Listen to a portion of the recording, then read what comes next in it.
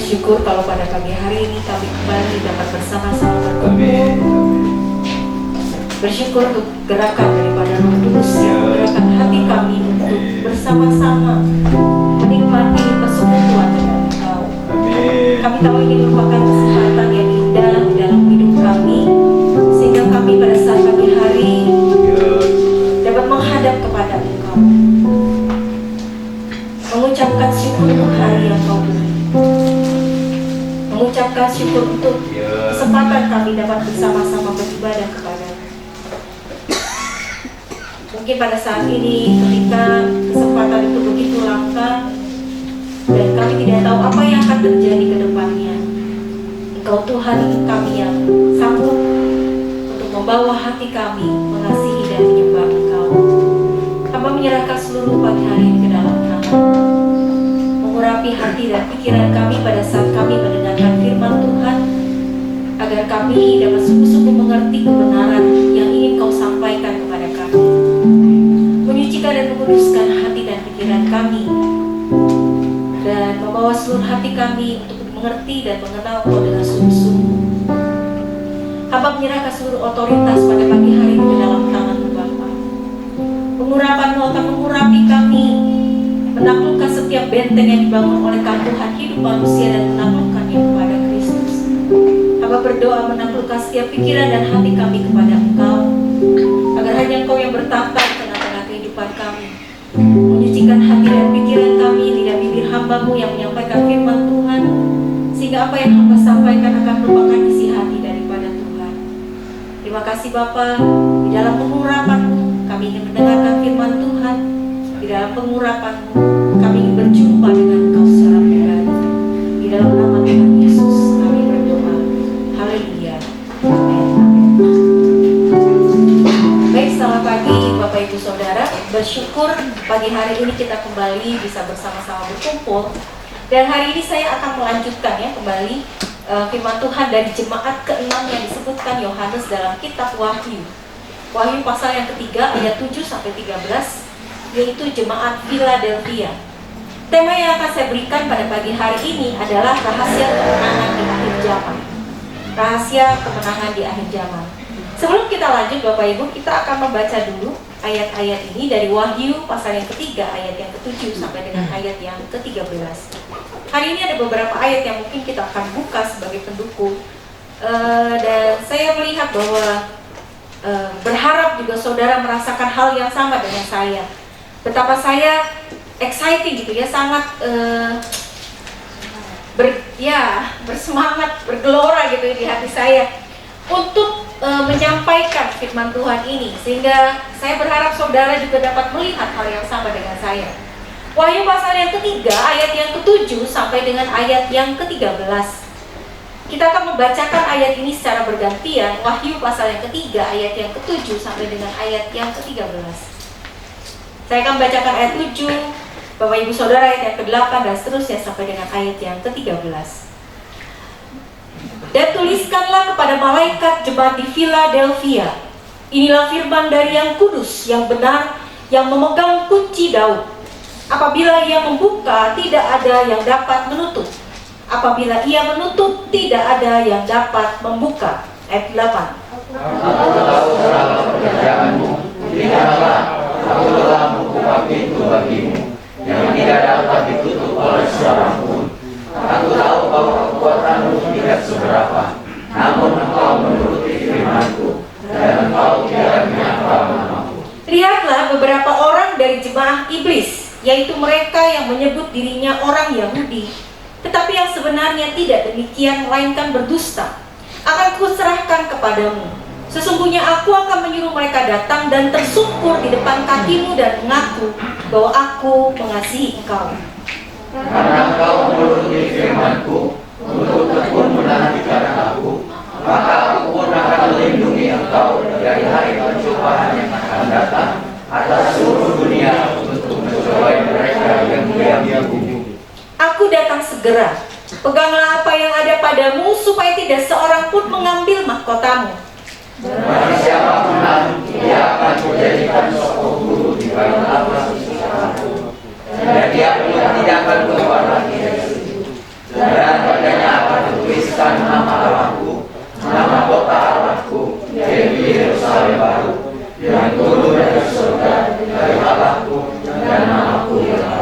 Siapa bertelinga, hendaklah ia mendengarkan apa yang dikatakan Roh kepada jemaat-jemaat. Latar belakang kata Philadelphia berasal dari kata phileo dan adelphos, yang berarti mengasihi. Adelphos itu saudara laki-lakinya. Karena kota ini berdiri karena ada seorang raja Pergamus yang sangat mengasihi saudara laki-lakinya. Tapi kalau Bapak Ibu Saudara perhatikan dalam cerita tentang dalam Wahyu pasal yang ketiga ayat 7-13 ini, saudara akan mendapati bahwa dalam ayat-ayat ini jemaat ini mendapatkan pujian dari Kristus dan tidak mendapat celaan sama sekali. Dan waktu saya pelajari ayat ini, saya melihat bahwa ini merupakan satu kemenangan yang besar di akhir zaman. Mengapa? Karena mungkin kondisinya gitu ya, keadaan pada saat zaman sekarang ini mungkin cocok dan sesuai dengan kondisi yang dialami oleh jemaat di Philadelphia. Saya mau lanjut dengan cepat Bapak Ibu. Apa sih yang menjadi kunci kemenangan jemaat Philadelphia yang seharusnya kita miliki sebagai orang percaya di tengah kondisi yang sulit ini? Yang pertama di ayat yang ke-7, saya ingin menyorot tentang pribadi Tuhan seperti biasa. Kita harus tahu pribadi seperti apa yang menyatakan dirinya kepada jemaat di Philadelphia ini. Di dalam ayat yang ke-7 di sini dikatakan, inilah firman dari yang kudus, yang benar, yang memegang kunci Daud. Apabila ia membuka, tidak ada yang dapat menutup. Apabila ia menutup, tidak ada yang dapat membuka. Ayat ini sebetulnya sering disalah terjemahkan oleh hamba-hamba Tuhan, sehingga banyak orang yang suka klaim sana klaim sini. Kami membuka pintu ini yang tidak dapat ditutup, yang tidak dapat dibuka. Saudara harus tahu bahwa yang bisa membuka dan menutup pintu ini cuma Kristus. Kita sebagai orang percaya tidak diberikan otoritas itu. Mengapa? Karena kalau saudara lihat di dalam ayat ini, Tuhan memperkenalkan dirinya sebagai pemegang kunci Daud. Saya bertanya-tanya Bapak Ibu, apa arti kunci Daud? Apakah Tuhan sedang berbicara sebagai pribadi yang memegang nasib manusia? Karena waktu saya renungkan ayat ini, saya seperti merasa bahwa Tuhan bicara bahwa akulah yang memegang nasib manusia. Hebat ya. Tuhan memperkenalkan dirinya sebagai pribadi yang membuka pintu. Dan apabila dia sudah membuka, maka tidak dapat ditutup oleh siapapun. Dan juga apabila dia menutup pintu, dan apabila dia sudah menutup, maka tidak dapat dibuka oleh siapapun. Dan pada budaya zaman itu, sebuah kunci merupakan lambang otoritas dari pemerintahan. Di budaya timur, ketika memindahkan otoritas pemerintahan sebuah kota, kalau saudara suka nonton film kungfu Cina yang zaman-zaman dulu, itu kalau dia diberikan pemerintahan, dia punya kunci pintu gerbangnya. Dia pegang lambang pemerintahannya, lambang otoritasnya. Dan kalau itu diberikan kepada seseorang, diletakkan di atas diri seseorang, ini dipakai untuk membuka jalan masuk dan untuk menutup jalan masuk. Kunci Daud diberikan untuk menetapkan otoritas yang Tuhan berikan di tempat-tempat tersebut. Saudara harus tahu bahwa ayat ini merupakan penggenapan dari Yesaya pasal 22 ayat 22. Ya, Yesaya pasal 22 ayat 22 yang mengatakan gini, Aku akan menaruh kunci rumah Daud ke atas bahunya. Apabila ia membuka, tidak ada yang dapat menutup. Apabila ia menutup, tidak ada yang dapat membuka. Ayat ini membuat saya berpikir tentang pintu. Dan ini merupakan surat yang sama yang ditulis di dalam kitab Yohanes. Yohanes pasal 10 ayat pertama sampai 10 mengatakan demikian Bapak Ibu. Aku berkata kepadamu, Yohanes pasal 10, bahwa sesungguhnya siapa yang masuk ke dalam kandang domba dengan tidak melalui pintu, tetapi dengan memanjat tembok, ia adalah seorang pencuri dan seorang perampok. Tetapi siapa yang masuk melalui pintu, ia adalah gembala domba. Untuk dia penjaga membuka pintu dan domba-domba mendengarkan suaranya. Dan ia memanggil domba-dombanya masing-masing menurut namanya dan menuntunnya keluar. Jika semua dombanya telah dibawanya keluar, ia berjalan di depan mereka dan domba-domba itu mengikuti dia karena mereka mengenal suaranya. Tetapi seorang asing pasti tidak mereka ikuti, malah mereka lari daripadanya karena suara orang-orang asing tidak mereka kenal. Itulah yang dikatakan Yesus dalam perumpamaan kepada mereka. Tetapi mereka tidak mengerti apa maksudnya ia berkata demikian kepada mereka. Maka kata Yesus, sekali lagi aku berkata kepadamu, dia mengatakan ini, sesungguhnya akulah pintu ke domba-domba itu. Semua orang yang datang sebelum aku adalah pencuri dan perampok, termasuk sesudahnya. Dan domba-domba itu tidak mendengarkan mereka. Akulah pintu, kata Yesus. Barang siapa masuk melalui aku, ia akan selamat dan ia akan masuk dan keluar dan menemukan padang rumput. Dengar ini Bapak Ibu Saudara, pencuri datang hanya untuk mencuri, membunuh dan membinasakan. Aku datang supaya mereka mempunyai hidup dan mempunyainya dalam segala kelimpahan. Ini adalah satu gambaran yang dijelaskan Tuhan Yesus tentang dirinya. Di dalam Yohanes pasal yang ke-7 dan ayat yang ke-9 tadi, pasal 10 ayat 7 dan 9, dikatakan akulah pintu. Dia ingin mengatakan bahwa dia adalah Tuhan atas gereja. Dia adalah Tuhan atas orang percaya. Dia memiliki otoritas penuh atas diri orang percaya, atas saudara dan saya. Itulah sebabnya Tuhan ngomong dengan jelas, Tuhan Yesus memberitahukan bahwa siapapun yang datang tidak melalui pintu yang tidak dapat sembarangan dibuka atau ditutup oleh siapapun adalah pencuri dan perampok. Saudara harus tahu, saya dan saya harus tahu, kita harus tahu bahwa hanya Dia sebagai Tuhan atas gereja dan atas orang percaya yang memiliki otoritas penuh untuk membawa orang-orang yang percaya kepadanya untuk masuk dan keluar dan menemukan padang rumput, untuk masuk dan keluar dan menemukan keselamatan. Hanya Dia yang suaranya harus didengarkan dan ditaati dengan sepenuh hati oleh orang percaya, dan bukan suara-suara dari dunia ini. Hanya Dia yang datang untuk memberikan hidup, dan orang yang mempunyai hidup akan mempunyainya dalam segala kelimpahan. Sedangkan pencuri datang hanya untuk mencuri, membunuh, dan membinasakan. Ini adalah otoritas keilahian yang dimiliki Tuhan Yesus untuk memberikan hidup yang berkelimpahan kepada orang percaya. Bukan hanya secara jasmani saja, tetapi secara rohani.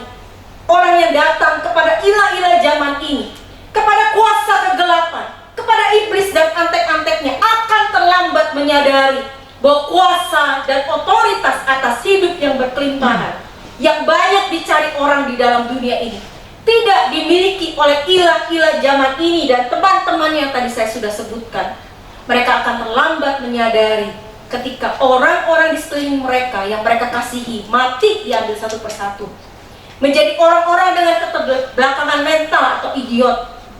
Usaha yang dijalankan seperti disedot dan dihancurkan secara perlahan namun pasti. Tapi hanya Tuhan Yesus, ingat ini Bapak Ibu Saudara, yang mampu memberikan hidup yang berkelimpahan dengan cuma-cuma, karena harganya telah dibayarkan oleh Tuhan Yesus sendiri di atas kayu salib untuk menyelamatkan kita dari kematian yang mengerikan di dalam neraka dan memberikan kehidupan yang selama-lamanya yang tidak dapat dibinasakan oleh siapapun juga. Malah Dia sanggup untuk memberkati, melindungi, menyertai, memberikan kelimpahan dalam kehidupan kita. Sekalipun mungkin dalam hidup kita tidak pernah lepas dari masalah. Apa yang Bapak Ibu Saudara cari? Apa yang sebenarnya kita minta? Saya pernah bicara kepada orang yang sedang saya layani secara pribadi. Hanya Tuhan Yesus yang memberikan kelepasan. Hanya Tuhan Yesus yang memberikan kelimpahan. Hanya Tuhan Yesus yang memberikan penyertaan atas segala sesuatu dengan gratis. Tidak pernah mengambil keuntungan dari kita. Malah Dia yang berkorban bagi hidup kita. Tapi di luar dari Tuhan Yesus, kita harus membayarnya dengan harga yang mahal. Entah kita membayarnya lebih dahulu atau kita membayarnya kemudian. Saudara, gambaran yang pertama yang diberikan oleh jemaat Philadelphia, rahasia kemenangan. Saudara harus menjadikan Kristus sebagai Tuhan atas hidupmu. Dia punya otoritas yang penuh. Dia memegang kunci, tadi saya katakan kunci Daud. Untuk apa? Otoritas membuka dan menutup pintu yang tidak dapat dibuka oleh siapapun. Otoritas ini tidak pernah, catat ini, tidak pernah diberikan kepada siapapun. Hanya punya Kristus, hanya milik Dia. Karena ini berbicara tentang keselamatan, tentang kehidupan kelimpahan, tentang tentang jalan masuk kepada keselamatan, tentang lepas dari neraka, lepas dari kematian. Dan saudara, ini diberikan kepada kita sebagai orang percaya. Artinya, saudara, ketika kita membawa kunci Daud itu di dalam hidup kita, membawa Kristus di dalam hidup kita, seharusnya kita dapat menjadi pemberita bagi banyak orang bahwa ada satu pribadi yang bisa menolong mereka untuk masuk kepada kehidupan yang di dalam kelimpahan. Yang kedua, supaya saya cepat, di dalam ayat 8 dan ayat yang ke-9, saya akan baca dulu Bapak Ibu. Aku tahu segala pekerjaanmu, Wahyu pasal yang ketiga. Lihatlah, aku telah membuka pintu bagimu yang tidak dapat ditutup oleh seorang pun.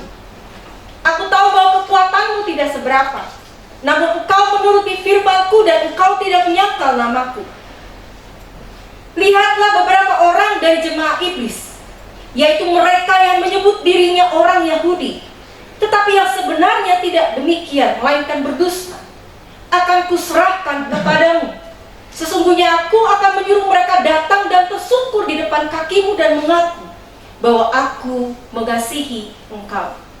Rahasia yang kedua yang seharusnya dimiliki oleh orang-orang Kristen, orang percaya pada masa kini untuk mengalami kemenangan. Kalau yang tadi pertama, Kristus harus menjadi Tuhan atas hidup mereka, supaya kita memiliki kunci Daud untuk membuka dan menutup pintu. Ada keselamatan, berkat, kelimpahan ada di dalam kehidupan kita karena kita bersama dengan Kristus.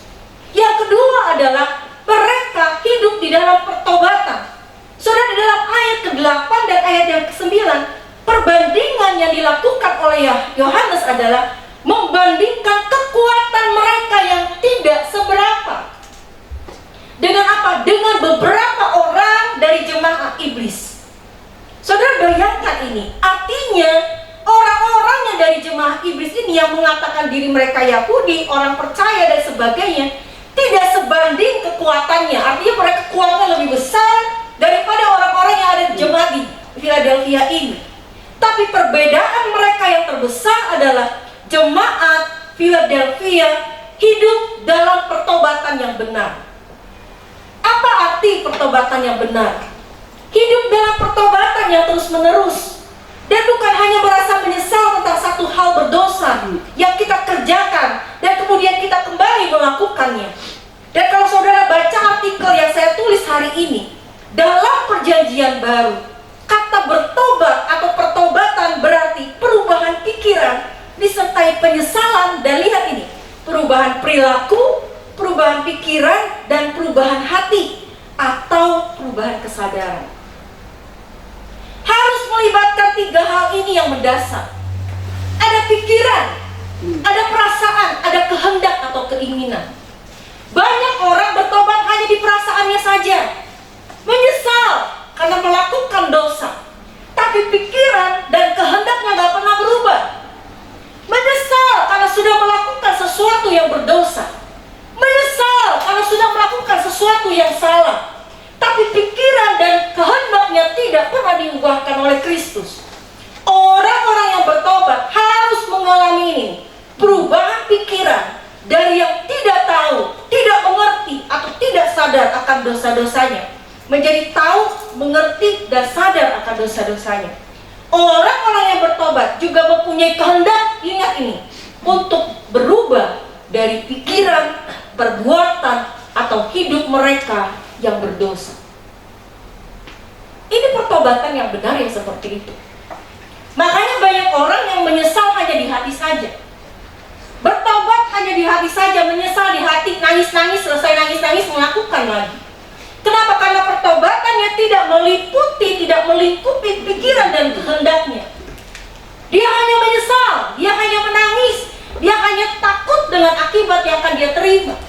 Tapi kehendaknya, pikirannya tidak pernah mengalami kesadaran yang penuh bahwa dosa itu akan lama-lama membuat dia bukan hanya menjadi serupa dengan dunia ini, bukan hanya mencintai dunia ini, tapi dia akan semakin jauh dari hubungannya dengan Tuhan.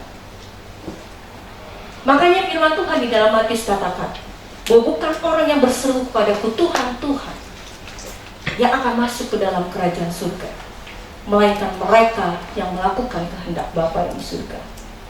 Makanya dalam menurut Kisah Para Rasul 26 ayat 20, pertobatan adalah sikap atau perbuatan yang berbalik dari dosa, meninggalkan dosa, datang kepada Tuhan, membina hubungan yang baik dengan Dia. Dengan kata yang lain, orang yang berdosa itu adalah orang yang merasakan kesedihan, penyesalan yang dalam terhadap dosa, berbalik dari dosa itu, meninggalkannya dan kembali kepada Tuhan. Saya sampai sempat mau nulis, saudara, jangan sampai kita disebut sebagai jemaat iblis. Kita orang yang datang ke gereja, kita berkata bahwa kita orang percaya, tapi kita tidak pernah betul-betul bertobat. Kita hanya menyesal dengan perbuatan dosa kita, tapi pikiran kita, kehendak kita, perbuatan kita tidak pernah menghasilkan pertobatan yang sesungguhnya. Diperlukan kesungguhan, kebulatan hati dan tekad untuk tidak lagi melakukan perbuatan dosa atau perbuatan yang dilakukan oleh orang-orang berdosa. Jika sikap hidup kita sama seperti orang-orang yang belum mengenal Allah, atau bahkan lebih parah lagi, kita harus bertobat. Jangan kita menjadi orang Kristen KTP, Kristen tanpa pertobatan. Dua ciri utama orang yang sungguh-sungguh bertobat dalam konteks jemaat Philadelphia ini adalah menurut di firman Allah atau Alkitab, dan dikatakan di dalam ayat yang ke-7, ayat yang ke-8, ayat yang ke-9. Itu dikatakan bahwa mereka menuruti firman Allah Alkitab dan tidak menyangkal nama Tuhan Yesus. Ketika seorang membaca, mendengar firman Tuhan, merenungkannya dan melakukannya, maka dia adalah seorang petobat yang benar. Karena kebenaran firman Tuhan akan memerdekakannya dari dosa dan membuatnya menjadi penurut Allah. Efesus pasal 5 ayat yang pertama sampai dengan ayat yang kedua, itu dikatakan seperti, sebab itu jadilah penurut-penurut Allah seperti anak-anak yang kekasih, dan hiduplah di dalam kasih sebagaimana Kristus juga telah mengasihi kamu dan telah menyerahkan dirinya untuk kita sebagai persembahan dan korban yang harum bagi Allah. Saya melihat ketika kita hidup sebagai penurut Allah dalam Efesus pasal yang kelima ayat 1 sampai 2, kita akan menjadi persembahan dan korban yang harum bagi Allah. Jadi pilihannya ada di tangan kita. Apakah kita akan menjadi penurut Allah, kita menjadi persembahan dan korban yang harum bagi Allah, atau kita akan menjadi Kristen KTP, Kristen tanpa pertobatan. Yang ketiga, Bapak Ibu Saudara, dalam ayat yang ke-10 sampai dengan ayat yang ke-11 di Wahyu pasal 3, ayat yang ke-10 sampai dengan ayat yang 11.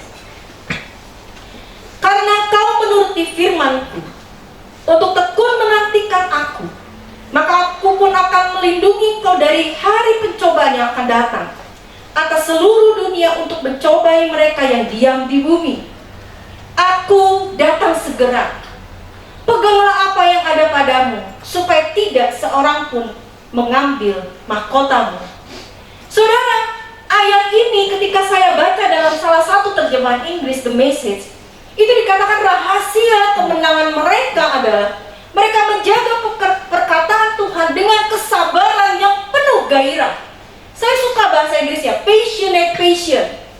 Artinya kesabaran yang bergairah, penuh semangat. Saya ngomong dulu ya Bapak Ibu Saudara, sebenarnya di tengah-tengah. Bagi saya itu sesuatu yang sulit. Kita lebih suka taat, melakukan kebenaran di tengah kondisi yang menyenangkan dan memungkinkan. Kita gak suka untuk sabar menunggu. Kita gak suka untuk tetap melakukan kebenaran ketika semua kondisi sekeliling kita itu tidak menyenangkan. Ini yang saya harus akui jujur. Saya tahu bukan saudara yang mengalami, tapi saya. Kata itu saya katakan, kata yang dipakai tadi saya bilang, untuk menuruti firman-Ku dengan tekun menantikan Aku, itu adalah kesabaran yang penuh dengan kegairahan. Saya gak tahu saudara, rahasia apa yang dimiliki oleh jemaat Philadelphia. Di tengah kesabaran kita masih gairah menuruti, mentaati, mengikuti firman Tuhan dengan segenap hati. Bayangkan saudara, jemaat ini tetap mendengarkan firman Tuhan, membaca, mempelajari menyimpannya dalam hati mereka, melakukannya dalam kehidupan sehari-hari. Dan lihat ini, ditambah dengan kegairahan yang luar biasa dalam melakukannya. Artinya hati mereka penuh dengan sukacita, penuh dengan semangat, penuh dengan kegembiraan yang meluap-luap. Saya tulis gini, berlebihan atau lebay, nggak tahu, mungkin. Tapi mereka melakukannya. Apakah saudara bergairah ketika datang beribadah? Apakah saudara bergairah ketika beribadah kepada Tuhan waktu di rumah? Apakah saudara melakukannya dengan satu kegairahan yang luar biasa? Ada api yang menyala-nyala. Saya melihat bahwa inilah titik perbedaan orang jemaat Philadelphia ini, Bapak Ibu. Mereka bukan hanya passion, mereka bukan hanya sabar, tapi mereka have passionate. Mereka punya kegairahan yang besar. Mereka punya semangat, mereka punya menyala-nyala, punya api waktu mereka mengikuti Tuhan. Mungkin di tengah-tengah kondisi yang berat, kita sulit melakukannya. Tadi saya bilang, saya pribadi itu sesuatu yang sulit. Di tengah keadaan yang serba baik, semua orang di sekeliling kita manis dan baik hati. Tapi lihat ini, kalau kita suka taat, kita suka melakukan kebenaran, hanya di tengah kondisi yang menyenangkan dan memungkinkan. Tapi kita lihat ini, akan sulit untuk tetap melakukan kebenaran firman Tuhan ketika kita diperlakukan tidak adil oleh orang lain, ketika kita ada di dalam tekanan, ketika kita diperhadapkan kepada orang yang selalu membuat masalah, ketika doa kita tidak dijawab, ketika berkat kita mungkin tersendat-sendat. Apakah kita mampu untuk tetap melakukan yang benar ketika kita diperlakukan orang lain dengan tidak benar? Apakah kita tetap berani mengampuni, kita berani mengasihi, kita berani memberikan yang terbaik ketika orang lain melukai, tidak menghargai dan menghormati, tidak melakukan yang terbaik bagi kita? Apakah kita tetap akan menempatkan Kristus di dalam hidup kita sebagai yang terutama, atau sebaliknya kita malah menempatkan dia sebagai yang terakhir? Hanya kita yang tahu jawabannya, Bapak Ibu. Harus kita jujur. Di dalam hati kita mungkin akan sering berkata, ini saya berkata, berhenti aja deh, gak sanggup lakukannya terus, saya mau berhenti melakukannya. Kita mungkin akan berkata, saya tidak mendapatkan apa-apa, saya lelah, saya tidak menerima penghargaan yang seharusnya. Enak saja, saya sudah berkorban sama Tuhan, atas nama Tuhan, atas nama gereja, dan sebagainya. Kita mungkin akan mulai berkata, tidak apa-apa deh, melemah sedikit, berbohong sedikit, enak saja mau mengambil keuntungan dari saya. Atau kita ngomong, tidak apa-apa, tidak melakukan kebenaran firman Tuhan, yang penting saya mendapatkan keuntungan. Tapi saudara harus tahu, jemaat Philadelphia dalam kitab Wahyu ini tidak melakukan. Di tengah kondisi yang tidak memungkinkan, di tengah mereka mengalami kerugian, di tengah mereka mengalami keterdesakan, mereka tetap bergairah untuk melakukan firman Tuhan. Saya makanya bilang, lebay ya, lebay banget ini jemaat. Tetap sabar, tetap pantang menyerah, tetap berjuang untuk melakukan yang terbaik bagi Tuhan. Bahkan mungkin kita bilang ini gila, jemaat yang gila, kondisinya gak memungkinkan, udah gak diberkati sama Tuhan, udah doanya gak dijawab, dihadapkan pada orang-orang yang tidak menguntungkan, semuanya hanya seperti tanda kutip mengambil keuntungan. Tapi Bapak Ibu Saudara, mereka tetap melakukan yang terbaik. Ini gila, betul-betul gila. Tetap sabar, tetap pantang menyerah, tetap berjuang untuk melakukan yang terbaik bagi Tuhan.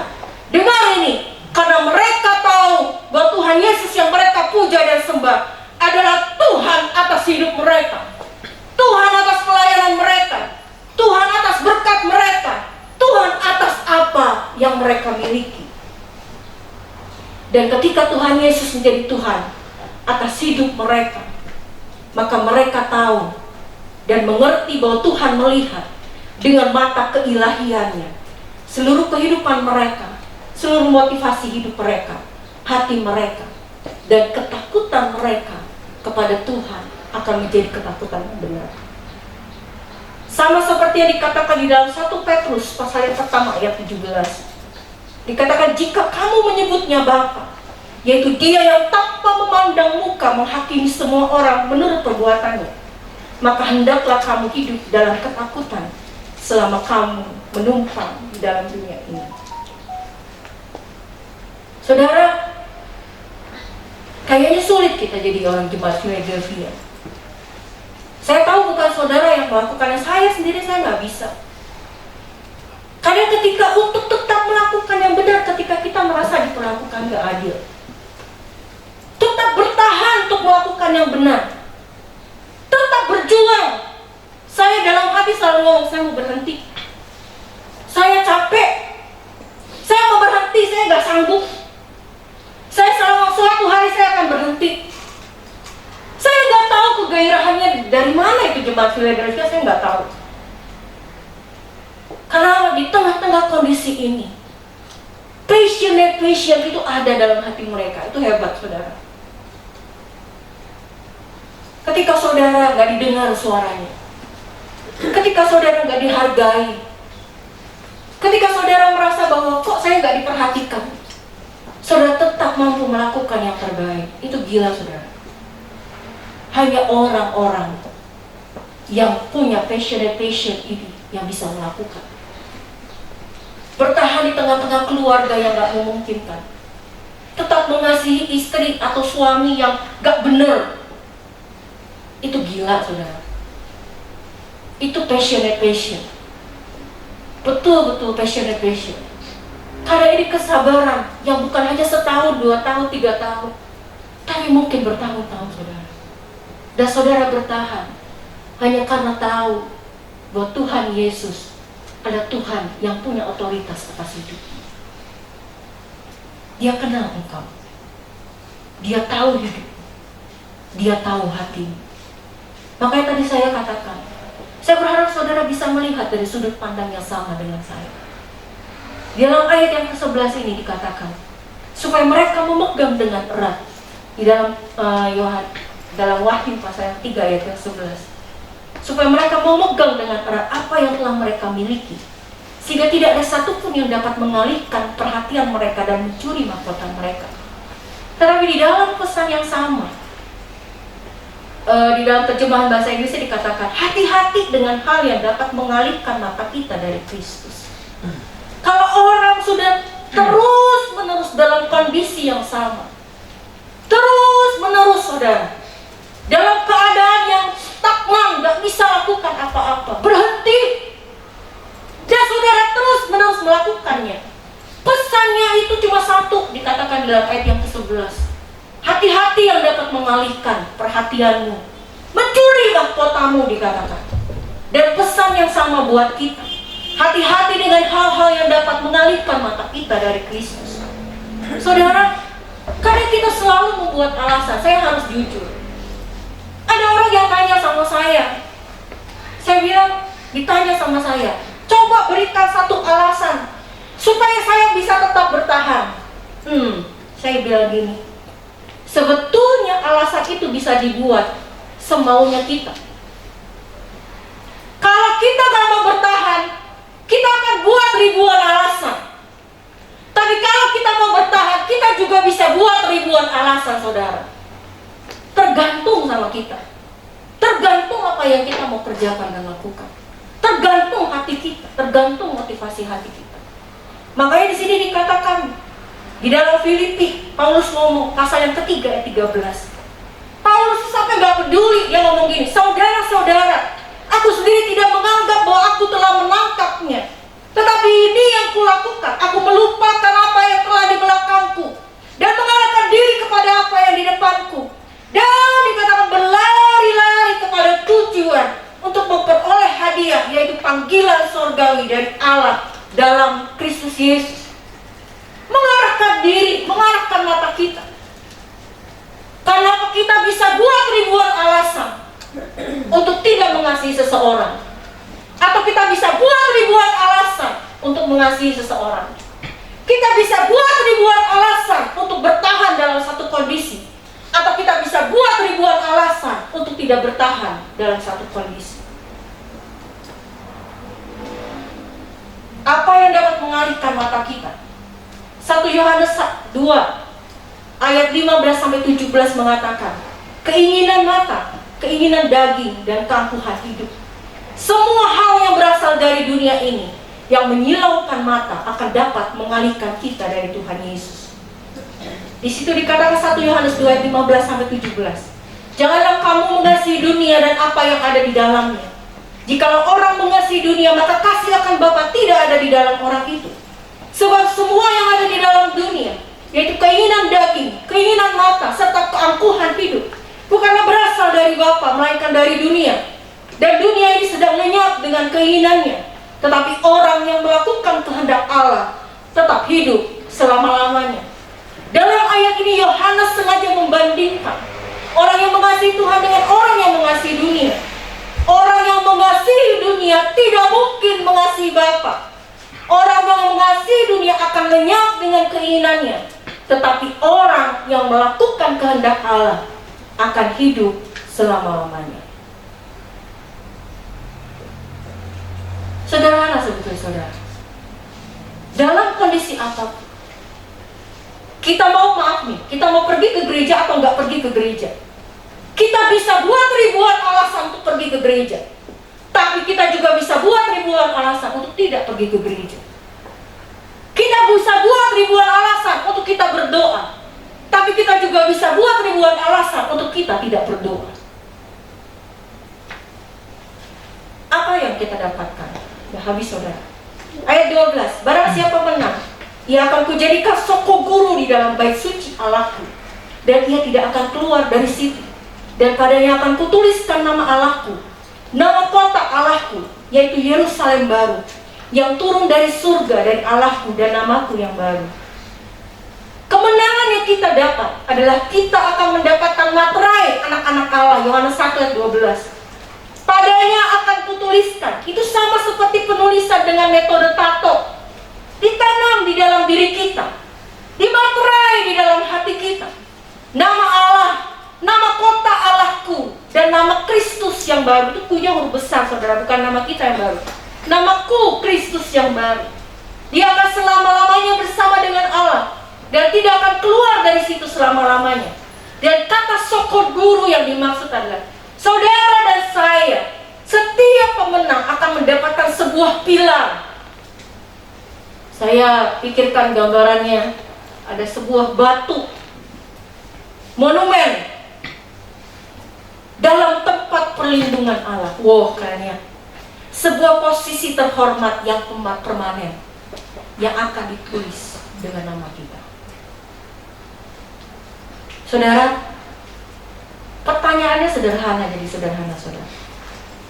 Kita mau menang gak di akhir zaman ini? Di tengah-tengah kondisi yang semua akan menyeret kita. Sekarang ini saudara mau gak mau kita masuk dalam sistem nilai yang kita gak suka.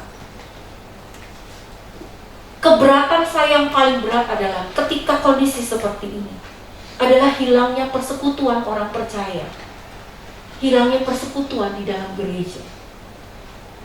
Saudara, kita mungkin ribut bahwa harus bersekutu di dalam gereja, tapi kita harus nyata, real nyata, bahwa maaf nih, esensi-esensi juga sekarang kesulitan untuk bergerak. Kenapa? Karena istilahnya pulsanya lah, kuotanya lah, pertemuannya yang susah dan sebagainya. Padahal kita udah online, kita bisa tinggal di rumah, tapi kita tetap gak bisa menyediakan waktu. Ini fakta saudara. Saya melihat kita akan terseret, kita akan masuk dalam arus itu.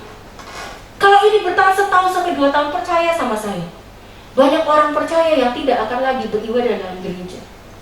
Tapi mereka tidak tahu bahwa ketika mereka tidak beribadah dalam satu persekutuan, ada satu value, satu nilai yang hilang. Bahwa kita menjadi anggota tubuh Kristus. Itu gak bisa hilang dalam gereja. Tapi sekarang saudara percaya gak percaya, itu sedang lenyap perlahan-lahan saudara. Makanya semua gereja berusaha supaya kembali ada persekutuan di dalam gereja. Ya, kita tetap berdoa ya saudara. Apa yang kita harus lakukan di zaman terakhir ini? Pertama, Kristus, jadikan Kristus sebagai Tuhan dalam hidupmu. Dia yang memegang otoritas tertinggi, otoritas ilahi atas gereja, atas diri orang percaya, atas seluruh kehidupanmu. Yang kedua, hiduplah dengan sungguh-sungguh dalam pertobatan. Jangan KTP ya saudara, Kristennya Kristen tanpa pertobatan. Kalau hidupmu sama seperti orang-orang dunia ini, kata-katamu, sikapmu sama seperti orang dunia ini, bertobat sekarang saudara, betul-betul bertobat. Dan yang ketiga, milikilah yang nanti saya bilang, passionate passion, yaitu kesabaran yang penuh dengan gairah di dalam mengiring Tuhan. Tetap melakukan, berani melakukan yang benar. Sekalipun orang yang melakukan padamu melakukan hal-hal yang tidak benar, engkau mungkin diperlakukan tidak adil, engkau mungkin diperlakukan tidak benar saudara, tapi tetap lakukan yang benar. Apapun yang terjadi, walaupun dalam hatimu kau ingin bilang, saya mau berhenti Tuhan, saya mau berhenti, tapi tetap lakukan yang benar. Mari berdiri bersama-sama dengan saya saudara.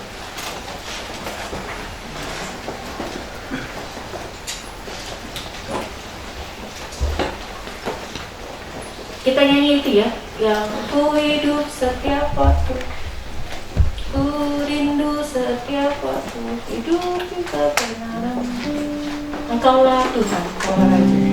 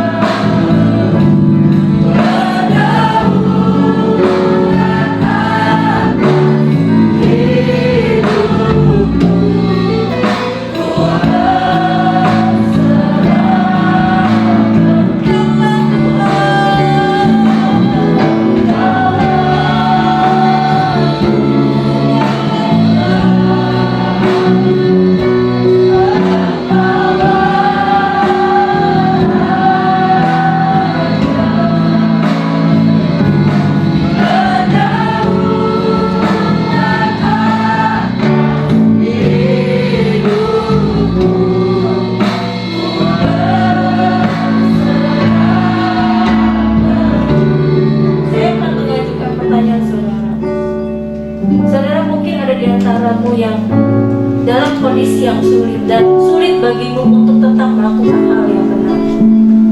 Tapi saya ingin bicarain dari hati saya. Tetaplah melakukan yang benar. Sekalipun kau tidak diperlakukan dengan adil. Sekalipun mungkin kondisimu begitu begitu berat. Seperti yang tadi saya katakan, mungkin kau mengalami bukan hanya setahun 2 tahun. Ada masa-masa yang dimana kau ingin menyerah dan mengatakan, Tuhan, aku udah gak sanggup lagi. Tapi dengar ini, milikilah passion, kegairahan, kesabaran dengan kegairahan yang menyala-nyala. Saya gak tahu, mungkin orang lain akan bilang kita gila.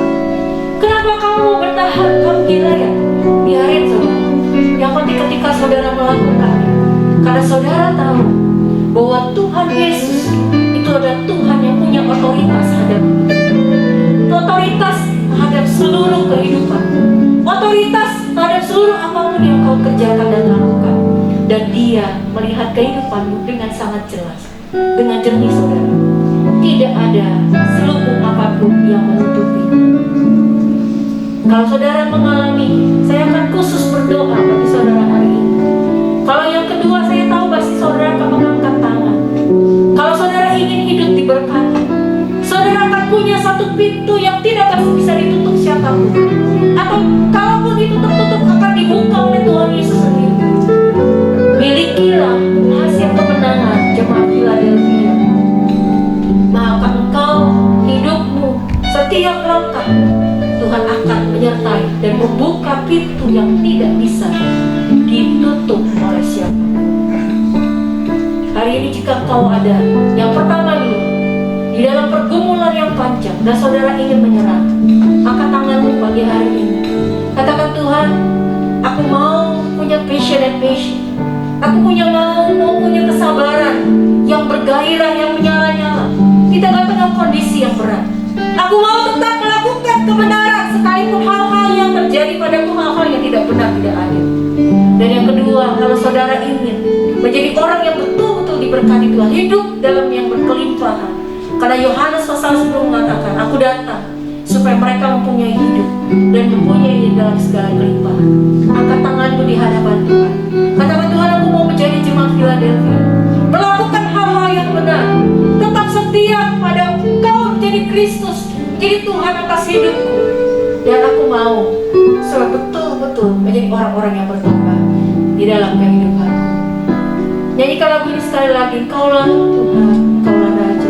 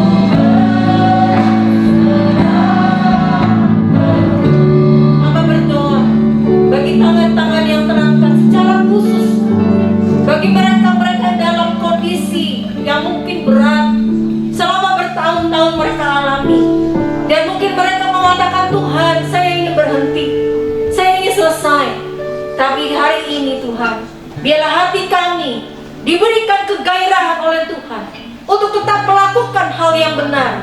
Sekalipun orang-orang di sekeliling kami, kondisi sekeliling kami tidak memungkinkan kami untuk melakukan hal yang benar. Dan hamba berdoa agar pengurapan Allah turun ke atas mereka pada saat pagi hari ini, memberikan kekuatan, memberikan kemenangan, memberikan kegilaan, kegairahan yang berasal daripada Tuhan, sehingga mereka akan memiliki ketahanan untuk tetap bergairah dalam melakukan hal yang benar sesuai dengan firman Allah. Hamba berdoa agar jemaat ini, jemaat GSJ Pagasi akan menjadi jemaat Philadelphia yang diberikan kemenangan yang besar di akhir zaman, ketika mereka sungguh-sungguh menjadikan Kristus sebagai Tuhan atas hidup mereka, yang memiliki otoritas atas hidup mereka, otoritas atas setiap kegiatan mereka, otoritas atas setiap pelayanan Dan Tuhan, biarlah kami menjadi jemaat yang sungguh-sungguh bertobat dan memiliki kegairahan yang menyala-nyala terhadap Tuhan selama-lamanya. Hamba berhenti berbicara, tapi biarlah hanya Roh Kudus-Mu yang bekerja dan mengurapi hati kami, kehidupan kami, dan terus memuliakan Tuhan, mengingatkan kebenaran firman Tuhan untuk terus berbicara di dalam hidup kami. Haleluya, haleluya.